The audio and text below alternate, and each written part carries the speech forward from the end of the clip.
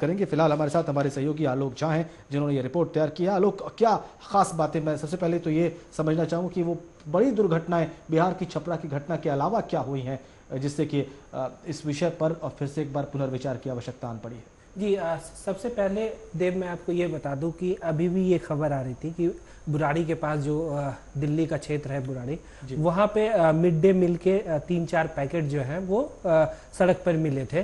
काफ़ी हंगामा भी हुआ और मैं आपको बता दूं कि ये पहली घटना नहीं थी बिहार में। इससे पहले भी राजस्थान, तमाम स्टेट, मैं आपको बता दूं हर जगह से ये शिकायतें आ रही थी। बावजूद इसके सरकार ने इसे नज़रअंदाज किया और आज जो मिड डे मील जो स्टूडेंट जो विद्यार्थियों को दिया जाता है, अब ये लोगों के समझ में आ रहा है कि जो पेरेंट्स बच्चों को स्कूल भेज रहे हैं तो वो टिफ़िन भी भेज रहे हैं और साथ में मैं आपको बता दूं कि बच्चों को स्ट्रिक्टली कहा जाता है कि वो स्कूल का मिड डे मील नहीं खाएं। तो ये जहां तक मेरी समझ है, जहां तक मैंने स्टडी की है इस पे, सबसे पहले मैं आपको बता दूं कि 95 में ये योजना जो है स्टार्ट हुई थी और पहले जो है अनाज दिया जाता था।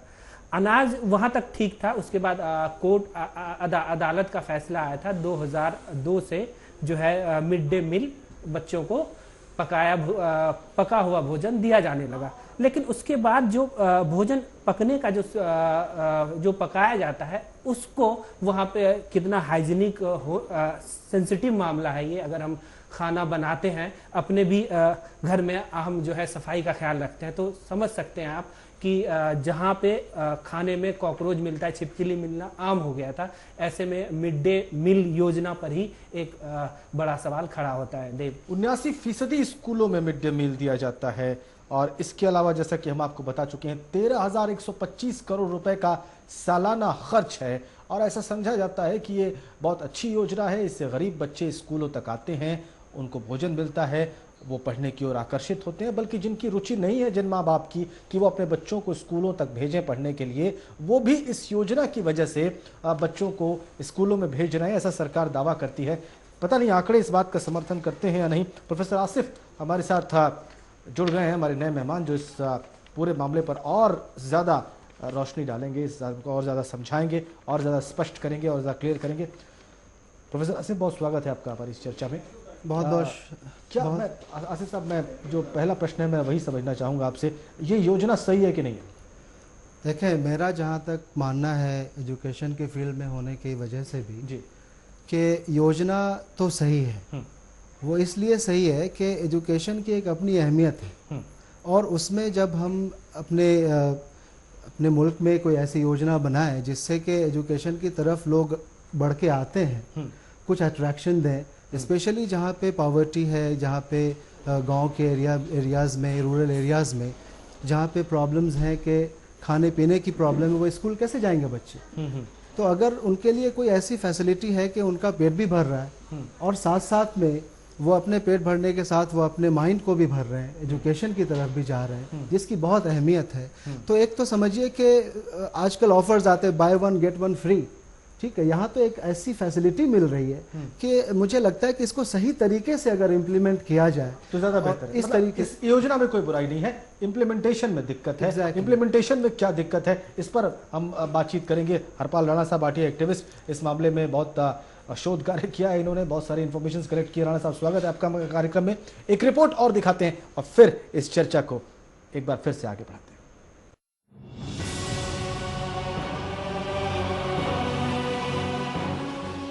ये मानव संसाधन विकास मंत्रालय की योजना है और इस पर हर साल 13,215 करोड़ रुपए खर्च हो रहे हैं। दुर्भाग्य से योजना की साख गंभीर संकट से जूझ रही है।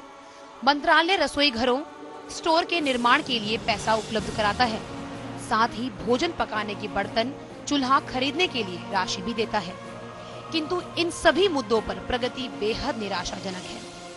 बहुत से राज्यों में निजी उद्यमी मिड डे मील योजना पर एकाधिकार हासिल कर रहे हैं। खाने की गुणवत्ता पर नियंत्रण के उपाय अपर्याप्त हैं। साफ सफाई का ध्यान नहीं दिया जाता और कोई भी भोजन की गुणवत्ता की जिम्मेदारी लेने को तैयार नहीं है। जब नेक नियति से भरी योजना का क्रियान्वयन खराब ढंग से होता है तो इससे यही धारणा बनती है कि सरकार के पास गरीबों की भलाई के लिए दिल तो है, किंतु क्रियान्वयन के लिए दिमाग नहीं। जहां ज्यादा पैसा होता है वहां बड़े खिलाड़ी भी पहुंच जाते हैं। शुरू में यही योजना थी कि खाना बनाने और इसे स्कूलों तक पहुंचाने का काम एनजीओ और स्वयं सहायता समूहों का होगा और शिक्षक इसे परोसेंगे। हालांकि 2012 के नवंबर में हर्ष मंदर द्वारा तैयार रिपोर्ट के अनुसार इस योजना का निजी ठेकेदारों ने अपहरण कर लिया है। उत्तर प्रदेश में तो एक शराब माफिया को इस योजना पर एकाधिकार जमाते देखा गया। कर्नाटक में पूरा ठेका एक निजी कंपनी को दे दिया गया। महाराष्ट्र में निविदा में ये शर्त डाल दी गई कि कंपनी का कम से कम 1 करोड़ रुपए का कारोबार होना चाहिए। इस शर्त ने तमाम महिला मंडलों को इस काम के लिए अयोग्य ठहरा दिया। बाद में बहुत से महिला मंडल बड़े ठेकेदारों के लिए काम करने लगे। बहुत से राज्य केंद्र द्वारा आवंटित धनराशि का उपयोग नहीं करते।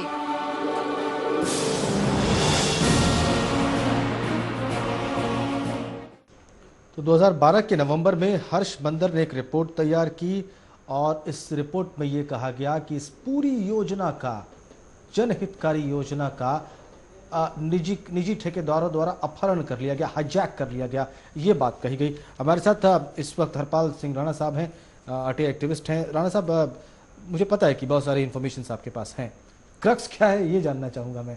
राणा साहब, क्या दिक्कत आपके नज़रिए से है इसके इम्प्लीमेंटेशन? देखिए, जिम्मेदारी और जवाबदेही किसी की नहीं है। आप जिसको ठेका दे रहे हैं उसके ऊपर जुर्माने का कोई प्रावधान नहीं है। कागजों में होगा, हमने नहीं देखे, मैं नहीं कह सकता, लेकिन सच्चाई ये है कि हर साल नहीं, हर महीने नहीं, देश में अगर एक सर्वे करा लिया जाए, हर हफ्ते किसी न किसी राज्य में और जिले में मिड डे मील का कहीं छछूंदर निकल रही हैं, कहीं कील पत्थर निकल रही है, कॉकरोच हैं, हर हफ्ते कह सकते हैं।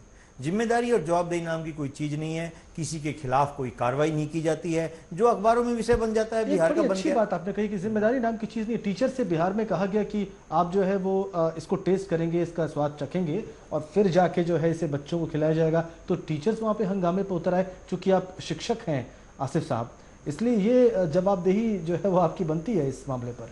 मेरा तो ये मानना है कि शिक्षक का काम एजुकेशन देना ही होना चाहिए और उनका काम होना चाहिए कि आप पढ़ाएं जी, क्योंकि आप जब दे रहे हैं एजुकेशन और उनकी जिम्मेदारी है कि क्लासरूम में जाके आप डायरेक्ट कांटेक्ट टीचिंग करते हैं। उनको अगर आप फूड टेस्ट करने में लगवा दें या खाना बनवाने में लगवा दें या और किसी दूसरी चीज़ में लगाएं तो उनका माइंड डाइवर्ट होगा और उनका वक्त और एफर्ट्स, सारी चीज़ें दूसरी चीज़ों में जाएंगी। वो एफर्ट्स वो लगा सकते हैं अपने पढ़ाई की तरफ, एजुकेशन को आगे बढ़ाने की तरफ। उस पर अगर उनका ध्यान होगा, अब अगर वो टेस्ट करते हैं खुद से तो क्या उनके लाइफ को रिस्क नहीं है?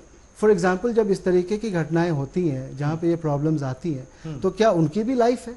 इसके लिए सबसे बेहतर सोल्यूशन ये है कि जैसे मैं खुद हॉस्टल में रहा शुरू से लेके आज तक, जब मैंने पढ़ाई करी थी, हमारे यहाँ पे डाइनिंग हॉल था, बड़े अच्छे सिस्टम थे, वहाँ पे खा के सारा एक। आप आसिफ साहब ये कह रहे हैं कि शिक्षक सिर्फ पढ़ाने से मतलब रखे, इन सब व्यवस्थाओं से तो कोई मतलब नहीं होना चाहिए। लेकिन आसिफ साहब, मुझे ख्याल से राणा साहब के क्या विचार है इस पे या लोग क्या सोचते हैं, उससे मैं आपको जरूर अवगत कराऊंगा। एक छोटे से ब्रेक का वक्त है। ब्रेक के बाद जब वापस आएंगे तो कुछ और महत्वपूर्ण और अहम रिपोर्ट्स आपको दिखाएंगे और कुछ और अहम कोणों पर, नजरियों पर बात करेंगे इस छोटे से ब्रेक के बाद।